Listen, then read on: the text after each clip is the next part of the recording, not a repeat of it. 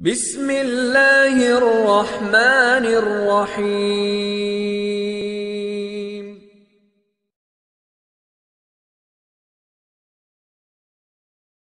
تو یاد رکھیں کہ احتلام کی وجہ سے جو کہ آدمی کو نیند میں ہوتا ہے، اس کے شرمگاہ سے جو ہے تو منی نکل جاتی ہے، تو اس کی وجہ سے آدمی کے روزے پر کوئی اثر نہیں پڑتا، اس لیے کہ اس کا تعلق آدمی کے ذاتی عمل سے نہیں ہے، بلکہ وہ قدرتی طور پر آدمی کو پیش آنے والا عمل ہے۔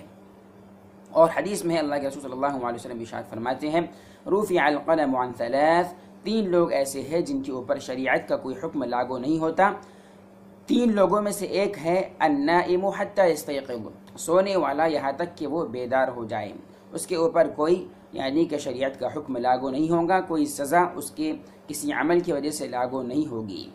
اور احتلام جو عمل ہے وہ آدمی کو نیند میں پیش آنے والا ہے، اسی طریقے پر وہ قدرتی طور پر پیش آتا ہے آدمی کے ذات سے یا آدمی کے خود سے کیے جانے والا۔ ہمارے چینل اور دبائیے بیل کا آئیکن تاکہ آپ کو ریگولر نوٹیفیکیشن اپڈیٹس مل سکے۔